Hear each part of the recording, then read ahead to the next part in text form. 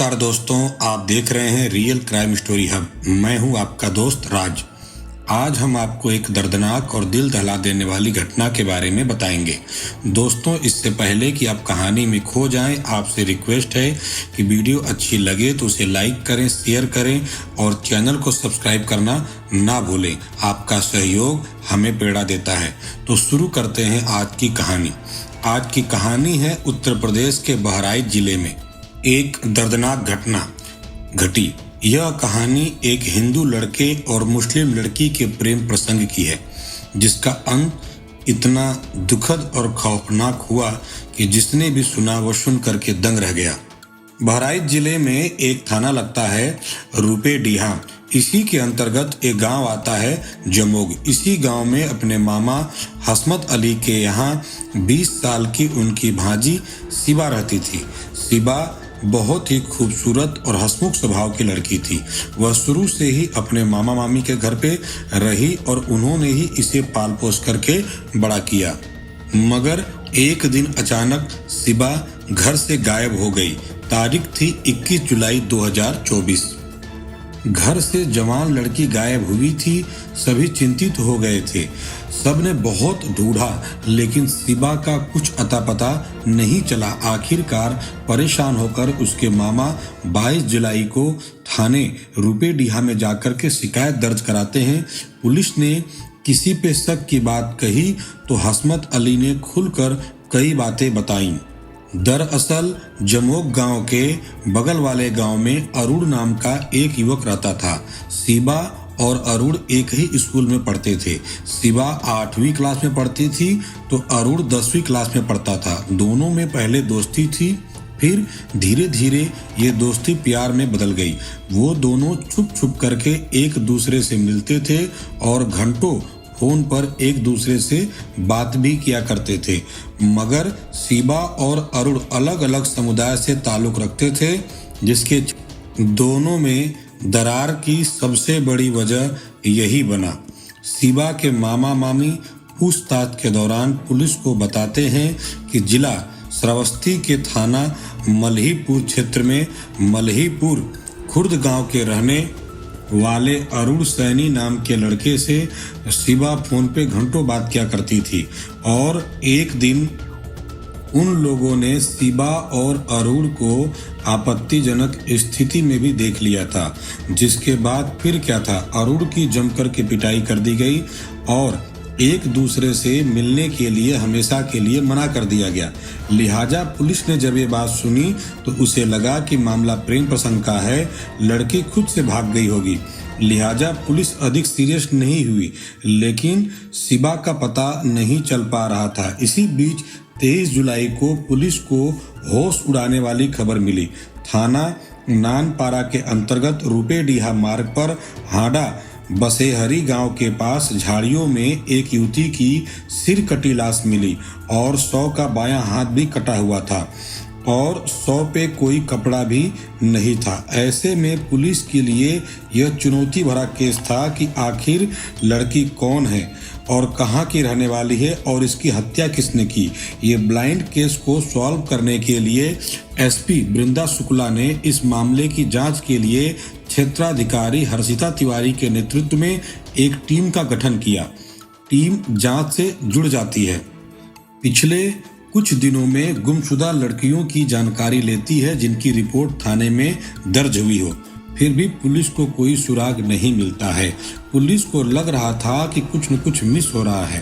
Police वापस से जब उस लाश की तफ्तीश करती है तो वह देखती है कि लड़की के एक पैर में काला धागा बंधा हुआ है। फिर पुलिस सभी गुमशुदा लड़कियों की फाइल को खंगालती है तो उसे 22 जुलाई को एक कंप्लेन दर्ज हुई थी, उसके ऊपर उसकी निगाह टिक गई। उस कंप्लेन में लिखा था कि लड़की के दाहिने पैर पे काला धागा बंधा हुआ है और पुलिस ने जब 100 को बरामद किया तो उसके दाहिने पैर पे भी काला धागा बंधा हुआ था और गुमशुदा लड़की का नाम शिबा था। पुलिस को शक हो गया कि हो न हो यह लाश शिबा की ही है। पुलिस ने शिनाख्त के लिए शिबा के मामा और मामी को थाने में बुला लिया। उन्होंने देखते ही पहचान लिया, यह पल हृदय विदारक था। जिस भांजी से वो इतना प्यार करते थे वह आज इस दुनिया में नहीं रही। अब पुलिस के सामने यह चुनौती थी कि आखिर शिबा की इतनी बेरहमी से हत्या किसने की। शिबा के मामा मामी ने अरुण पे शक की बात पहले ही पुलिस को बता रखी थी, लिहाजा पुलिस ने अरुण के घर पे दबिश देती है, लेकिन वह वहां नहीं मिलता। बाद में मुखबिरों की जानकारी पे पुलिस ने उसे गिरफ्तार कर लिया।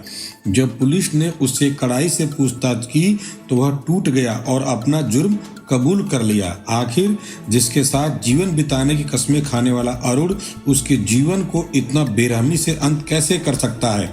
अरुण ने जो आप बीती सुनाई, इसे सुनकर सबकी रूह कांप गई कि आखिरकार इतना निर्दयी और हैवान वह कैसे बन गया।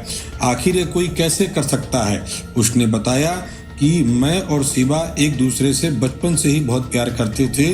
वह कक्षा 8 में पढ़ती थी और मैं कक्षा 10 में पढ़ता था और हम दोनों आपस में बहुत प्यार करते थे और एक दूसरे के लिए जान देने को भी तैयार थे। आखिरकार धीरे धीरे समय गुजरा। अरुण भी अपने मामा के यहाँ ही रहता था और पढ़ाई करता था। बाद में अरुण जमोक चौराहे पे एक मेडिकल स्टोर पे काम करने लगा, जहाँ अक्सर शिबा भी उससे मिलने आया करती थी। इसी दौरान अरुण की शादी किसी दूसरी लड़की से तय हो गई, जिसके बाद वह शिबा से अलग होना चाहता था, लेकिन शिबा उसके लिए तैयार नहीं थी। इसी बात को लेकर के दोनों के बीच में अक्सर झगड़ा होने लगा। धर्म अलग होने के कारण दोनों के परिजन शादी को तैयार नहीं थे और अरुण को एक बात और बुरी लग रही थी कि जब शिबा के घर वालों ने उसकी पिटाई कर दी थी, यह बात उसके मन में घर कर गई थी। इधर शिबा बार बार उस पर दबाव डाला करती थी कि शादी के लिए। इसी से परेशान होकर अरुण ने एक खौफनाक कदम उठाया, शिबा को ही अपने रास्ते से हटाने का कदम, और उसने इस वारदात को अंजाम देने की योजना बना ली। और इस काम को करने के लिए उसने अपने बेस्ट फ्रेंड कुलदीप विश्वकर्मा निवासी गंगापुर को भी साथ में ले लिया। दिन था 22 जुलाई को। शिबा को संदीप जायसवाल के भट्टे पे बुलाया जाता है। शिबा वहां पे आती है और फिर बाइक पर बैठ करके गांव से थोड़ी दूर झाड़ियों में शिबा को ले जा करके अरुण और कुलदीप ने उसकी गला दबा करके हत्या कर दी। पकड़े जाने के डर से उन लोगों ने शिबा का गला काट दिया, बायां हाथ काट दिया और उसके शरीर से पूरा कपड़ा भी निकाल दिया। और बगल में ही एक नहर जा रही थी, उस नहर में ले जाकर के उन लोगों ने उसका सर, हाथ, कपड़ा भी फेंक दिया और अपनी मोबाइल भी उन लोगों ने उसी नहर में फेंक दी। लेकिन कहते हैं कि आप अपराध कितनी भी चालाकी से करें, पुलिस के हाथ बहुत लंबे होते हैं, वो आपको पकड़ ही लेती है। दोनों आरोपियों को पुलिस ने गिरफ्तार कर लिया और जेल भेज दिया। इस हत्या ने केवल उत्तर प्रदेश ही नहीं बल्कि पूरे देश को हिला करके रख दिया। हर तरफ इसी विषय की चर्चा बनी हुई है। यह घटना समाज के लिए चेतावनी है कि हमें जाति के बंधनों से ऊपर उठकर इंसानियत और प्रेम को महत्व देना होगा। यह कहानी सुनाने का मकसद किसी को परेशान करना नहीं है बल्कि समाज को जागरूक करना है। तो कल फिर हम मिलेंगे एक नई कहानी के साथ, एक नई क्राइम स्टोरी के साथ। तब तक के लिए सतर्क रहें, सुरक्षित रहें। आपका धन्यवाद।